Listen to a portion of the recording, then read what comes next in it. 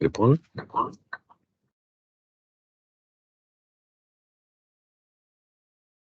All right. I think we are ready to start this webinar. So first of all, welcome everybody to this SeaTwirl Q&A session with me, Johan Sandberg. I'm the CEO of SeaTwirl, and I'm really looking forward to answer many of the questions that has come into us over the past couple of weeks. Really happy to see so many people have signed up for this session. We have had more than 100 people actually signing up, and I think others are actually looking on outside here in the office and so on as well. So I'm looking forward to receive the questions during the session as well. I'm actually sitting here together with our communication manager and others who will support me during the session, and I will receive questions as we go along. But as I mentioned, we have also received a lot of questions before this over the past few weeks. So we have also lined up a small presentation, and I will go through many of these questions as we go along, basically. But I will start by sharing my screen and sharing the presentation like this. I hope you can all see this now. Second. Presentation mode, or here we go. So first of all, SeaTwirl, our purpose to enable floating wind power wherever it is needed. We created the purpose, vision, and values about 1 year ago. We looked at our technology and we looked at the market, and we saw that we really see a great opportunity in the market for smaller projects with smaller turbines, perhaps more remote locations where it's not possible to build in the large scale that conventional technology is needing or needs to be able to build out a project. So we think that with our technology, the advantages with our vertical axis wind turbine comes to its right in these sort of smaller projects, at least in the foreseeable future. So that's why we have a purpose to enable it wherever we think it's needed.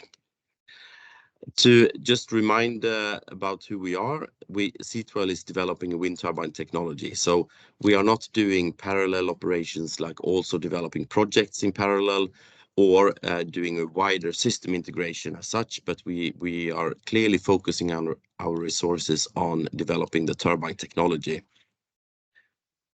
To also remind ourselves about the key advantages with SeaTwirl technology is that we think that because we have lowered the point of gravity with a turbine, we have lower bending forces in the structure. We need therefore also less steel in the structure. So that will lower the cost of the turbine. A very important advantage is that we have also got all the moving components very close to the surface, and it makes it very easy to do maintenance and easy access to maintenance for the turbine. The third one is a very important one. We actually provide an integrated structure with the foundation and the turbine integrated as one unit, and there is no complicated interface in between the turbine and the substructure. So that's also a great advantage. Our generator house, like I mentioned, is obviously located very close to the surface. It has a lot of advantages that we can allow for more space inside. We have multiple generators and multiple gearboxes, basically creating more redundancy for the turbine, and it's also more standardized components. We think that we are able to do replacement of components easier and so forth with the smaller generators, smaller gearboxes. And also because we are close to the surface, we can do lifting operations more easily with the smaller cranes, so that it's really developed for easy maintenance. Since a year ago, when I started, we have also attracted a very good advisory board. They started in May 2023. For people who come from the wind power industry, these names should be quite familiar. Many of them are very famous. Perhaps most of all, Andrew Garrett, who also recently received the Queen's Award for Engineering. He has been working with wind power for probably 40 or almost 50 years now, and fantastic resources to have in the advisory board. Finn-Gunnar Nilsson is the founding father of the high wind turbine, the world's first full-scale floating wind turbine. Also a fantastic resource for us.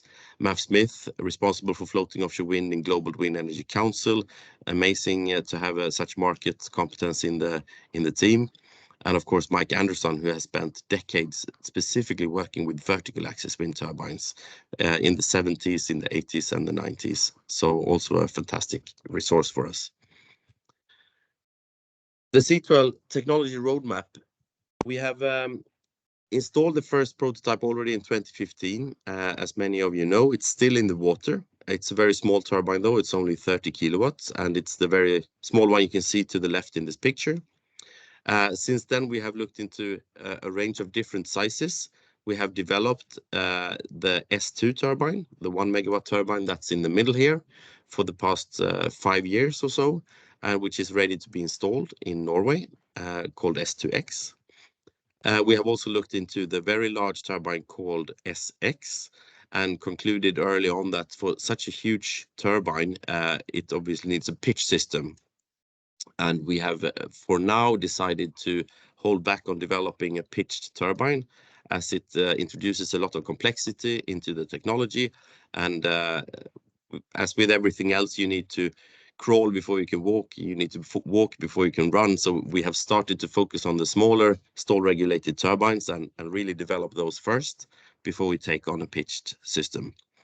So we have both during 2023 and 2024 developed what we call S1.5, a 200 kilowatt machine, as well as the S3, which is 4 to 6 megawatt, a larger turbine.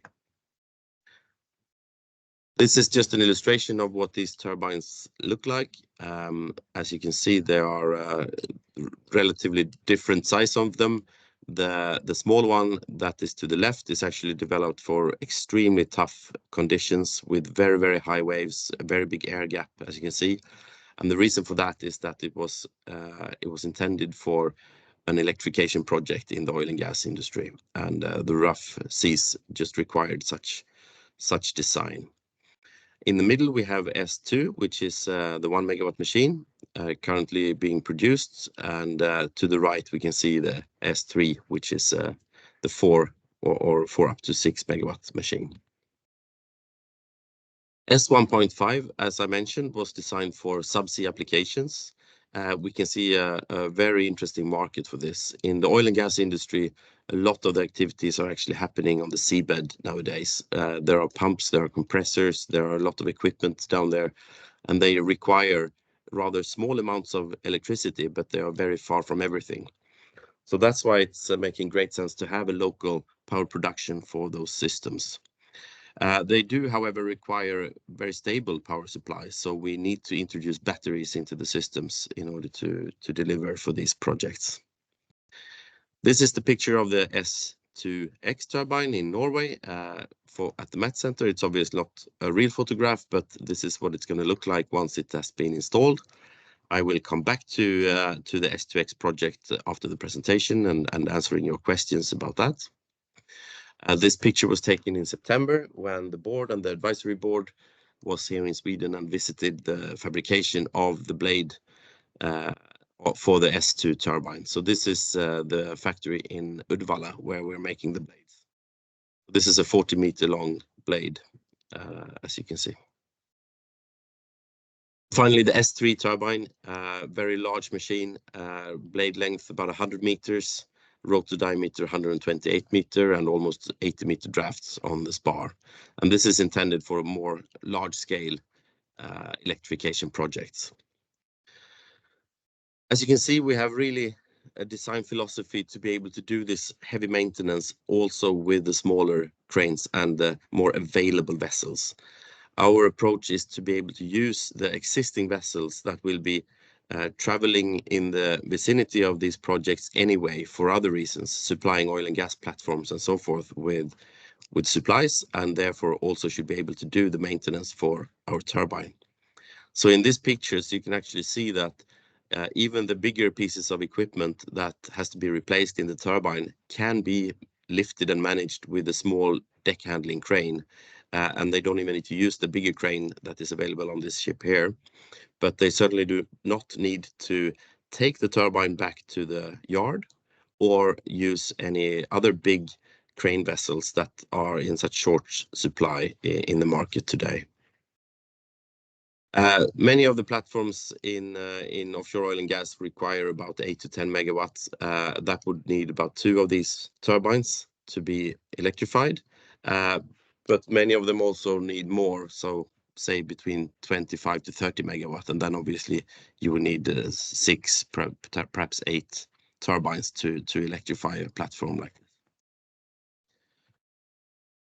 We have recently, in the beginning of March, signed an MOU with the Scottish subsea battery supplier Verloom.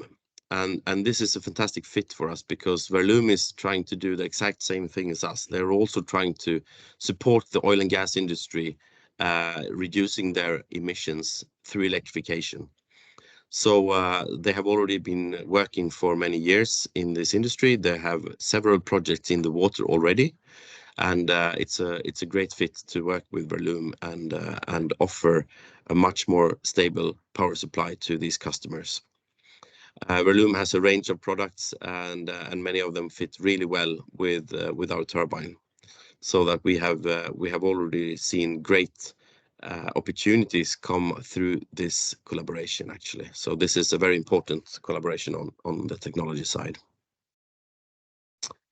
So our different market approaches for the different models we have now, the Model S 1.5, as I mentioned, it's intended for smaller electrification projects, particularly the subsea systems, what's called actually the trickle charge applications. So not very large power demands, but often very remote. The geographies we see, they are in the North Sea, Gulf of Mexico, Brazil, some could be in Asia and some could be in Japan. The 1 megawatt machine S2 is more intended for a bit larger oil and gas assets, potentially for fish farms, remote islands, and so forth, and roughly the same geographies.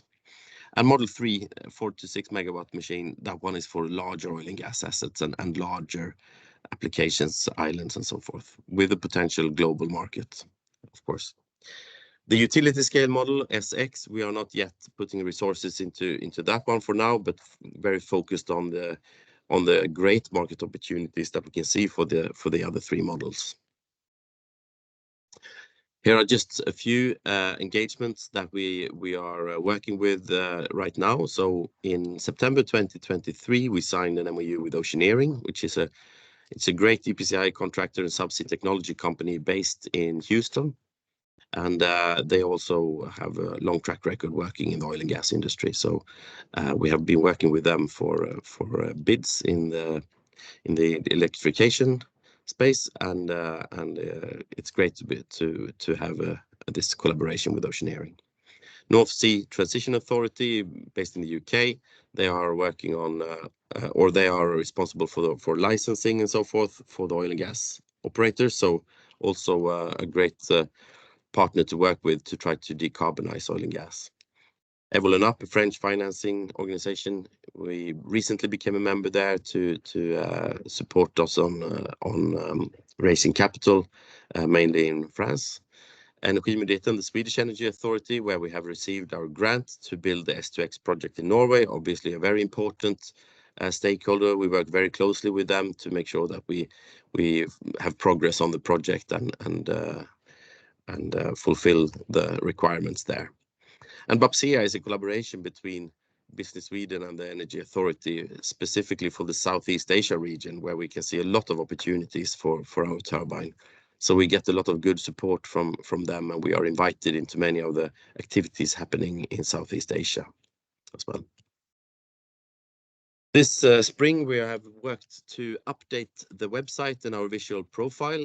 We felt that all the good work that's happened over the past year, we also need to reflect on the website and in our marketing material and presentation material and so forth. So within the next couple of weeks or so, we're going to have a launch of this new visual profile on the website. So you will hopefully see that come soon. It's going to be looking a little bit different, and it should be reflecting more of the serious work and the quite mature technology that we actually have now after all the hard work that's been put in over the last year. I'll just wrap up with our vision and our purpose. So our vision remains to be a leading supplier of floating offshore wind turbines, and basically end where I started, that our purpose is to enable floating wind power wherever it is needed. So that was my presentation. And with that, I'll come back to the questions, or many of the questions that we have received from you during the past couple of weeks. As we expected, many of the questions has been around the S2X project in Norway. Is it still happening? What's going on? When is it going to be installed, and so forth? How long is the permit valid for? And the simple answer is that yes, S2X is very much the plan to install S2X is intact. Obviously, the timeline has shifted. It is due to several reasons. First of all, the market environment is very difficult at this time to raise any new capital. So in order to really protect our shareholders, we have been extremely focused on reducing costs to just take us through this high interest time.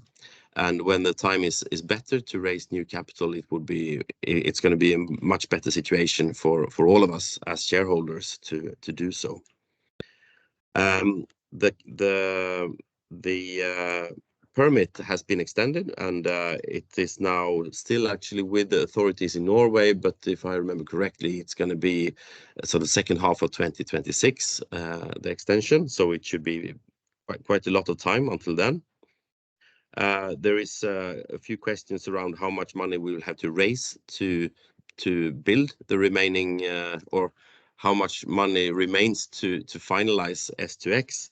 And it's hard to answer the question, because we have a very strong ambition to have partners come in to share that cost with us. So we really hope that we are not going to have to raise all that capital ourselves, but to actually have customers or partners come in and share the risk with us, and also then take the cost together with us. So that's a very clear ambition from our side. That was, I think, the main message on S2X. So as I said, the plan remains intact. We are also working hard to try to sort of have the exact same turbine also promoted into other areas, other applications, apart from the Met Center site where we currently have the permit to build. So it could also be that we will try to build the same turbine in multiple locations. But it's also very important to understand that prototypes, they have a tendency to prove that they don't work. So in order to build S2X successfully, we need to both manage the actual turbine itself and design it correctly and so forth, but we also need to manage the expectations on the turbine and the project, so that we actually feel very comfortable that it will prove the right things when we do build it, and that we don't sort of stress or push that through too quickly and end up with a sort of challenging situation, and it could be perceived as the technology doesn't work. And that's why we also have to be very careful with that. We've received a lot of questions about the technology in general, and whether we have a mature whether it's mature enough to be able to go to the market and sell it. And the simple question is no, it's not mature enough to just take it out to the market and sell it as it is today. But the plan is to, like I said, take what we have to the market and then share risks and share costs together with customers who are willing to engage with us, and who can also really see the benefits that we bring with this technology. So we have over the past year developed a lot of really good relationships and really good customer dialogues that we think is going to be very fruitful. And of course, almost all these companies, they are also listed companies, and we are not able to share any names because of that. Not just because we have confidentiality around what we do, but also because they have very serious confidentiality about what they do. But clearly, the oil and gas companies are the big bulk of customers that we speak to, and many of them are actually national oil companies. So they are very much tied to their national policies and climate reduction targets and so forth. So there is a very strong momentum in this industry to reduce emissions, and that's why we see such great response for what we are trying to offer here. We received a lot of questions about if we can find a partner who can come in, and that's clearly the ambition, find a strong partner. It doesn't necessarily mean that they would take equity in the company. It could be, but it doesn't have to be. You can also have strong partner relationships without having them come in with equity. So I think that was kind of the main points we received about the technology. Economy and general questions about the future. When do you sell the first turbine? It's a very common question. We received multiple of those. It's hard to say if you're actually selling a turbine directly when what's actually happening is that you're progressing a project, and the project has a lot of milestones. So it normally starts with a feasibility study where we obviously investigate how our turbine would fit into a system, how it would solve a problem for the customer. So it's not going to be a sort of black and white situation where you sell a turbine, but it's going to be a gradual development of developing a project with our turbine. And we will share costs and share risks in that project, as I mentioned. So that question normally comes hand in hand with when are you going to start making money, when are you going to start being profitable, and so forth. And we have a clear ambition to start generating revenue already this year. We hope that with the discussions we have at the moment, there is going to be a point when we can eventually start being paid for the engineering work that we do, and that will obviously then progress, and we can take on more responsibility, more risk ourselves as we go along. So we have a pretty good cash situation. We have no intention of raising any new capital this year. We have good hopes that we can start receiving revenue, generating revenue, and we can extend or prolong the point in time when we may have to raise capital. And in the best of worlds, we may not even have to do any more emission of shares. But we're not going to make any promises on that, of course. We received questions about the offer that we submitted before Christmas or end of last year. There's been multiple offers that we have submitted, but there was a specific one which we talked about in Q3, I think. What happened was that it was a big oil and gas company in the North Sea who were developing a project where we submitted our offer for the small S1.5.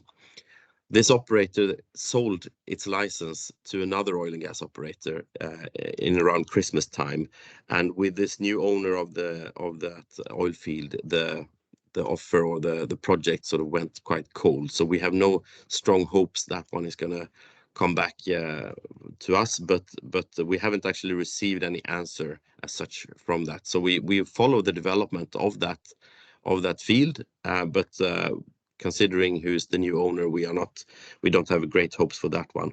But we have handed in new offers, new proposals, and it's both to the oil and gas industry directly, but also to decommissioned oil platforms who are now going to be transitioned over to produce hydrogen, for instance. So we can see that there is interest in many different parts of the value chain or parts of this industry, basically. We received some questions about individual shareholders or individual board members, and if they are doing inside buy of shares and stuff like that. But I'm not really going to comment upon individual shareholders or individual board members as such, but rather talking about sort of the market and the technology in general. So when do you see your first sale? What market is your priority? Well, again, the focus is to electrify oil and gas. That is clearly the big opportunity for us in the near future. What is the biggest challenge today? Well, it's basically to prioritize the resources that we have in the right way. So it's right now very strong focus on costs. We are really trying to keep costs as low as possible to be able to survive as long as possible, build up all these relationships I talked about, and try to really start generating revenue as soon as possible. So we are extremely focused on sort of keeping cost control and trying to generate revenue. That's basically the biggest challenge. Do you have the competence that you need? You're not a big team and so on. Well, we're big enough to do what we need to do, and we have recently also recruited some fantastic new people into the company. We have, I think, the last 2 people who came to us came from one of the very big offshore wind turbine suppliers. So that has been a tremendous strengthening of the team, and with the new board people who was also actually coming into the board today at the annual general meeting, we have again recruited fantastic resources into the company. So I think we will be very strong on the competence side going forward. Final question here is basically if you could look back and reflect upon what you would have done differently. I'm not sure that's an easy one for me to answer. I haven't really been here for very long, but I can at least answer for what I think has happened during the past year when I've been here. And I can probably say that I don't think I would have done anything very differently. I think we have done some fantastic progress this year. We have recruited a great advisory board. We now have even more people coming into the real board. We have really developed the technology. We have conceptually developed the multiple models now. We can come to the market with a value proposition that is really hitting the right sort of place. I think we can feel that there is a strong and great response when we speak to customers now. So I think that there's been great progress over the past year, and I wouldn't really change anything. Of course, it's an extremely difficult market environment when it comes to the inflation, high interest rates, high commodity prices, and so forth.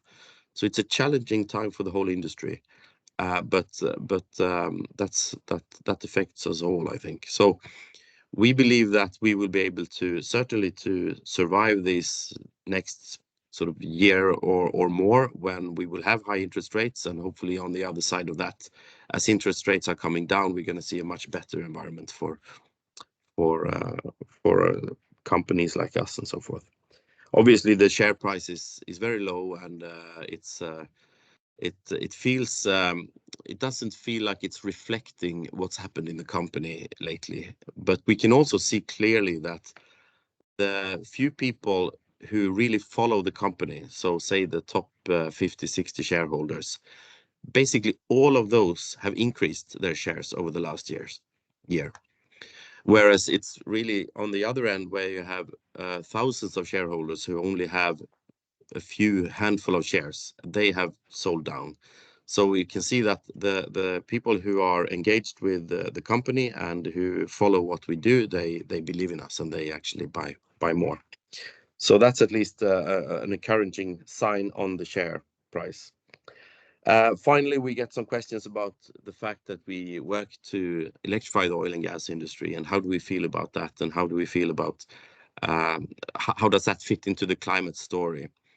But I think it's 3 good reasons for doing this. So the first one is that electrifying an oil platform is really like replacing a gas turbine with a wind turbine as anywhere else. It is reducing emissions and it's reducing just climate impact in general. But it's also a very important catalyst market for companies like us. So I think it's very important that the oil and gas companies are driving the developments of new technologies, driving down the cost of new technologies, and creating opportunities for companies like us to really become commercial in the wider market as well. So that's a great opportunity, but it's also it's also a way for them to transition their own business. We see how the oil and gas companies are really now trying to also do other things than oil and gas. Just this hydrogen production is a great example. how a decommissioned oil platform can actually be used for hydrogen production and e-fuel and more sustainable fuels, for instance. So there are many angles into this, but we feel very comfortable that this is really in line with our values to work with trying to solve the climate challenge. So that's basically it. I think I have gone through the questions that we have received beforehand. Have we received anything here during the session? Obviously, you are able to answer, or you're able to ask questions right here as we are live in the Q&A field. We have Elsa here trying to manage the questions, but if there aren't any questions, then I guess we'll wrap up.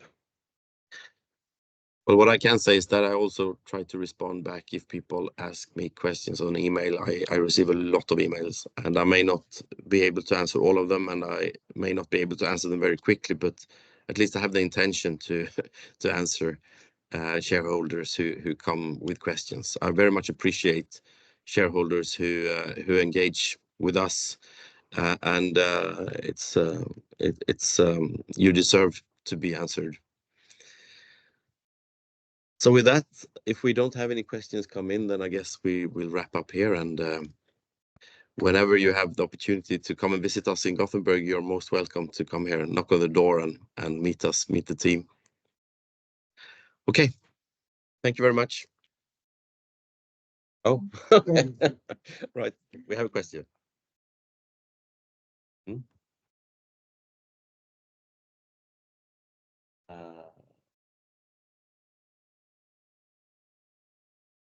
Most challenging technical obstacle when scaling up?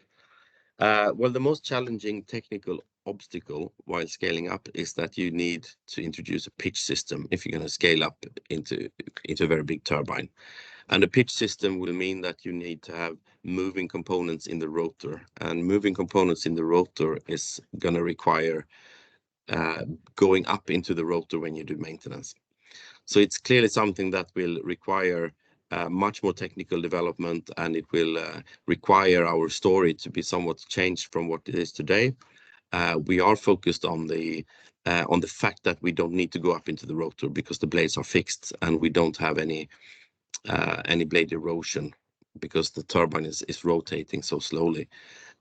So I think the pitch system is clearly the biggest challenge as you scale up. I hope that answers the question there. Anything more? All right. Well, then, thank you very much for listening in. Bye-bye.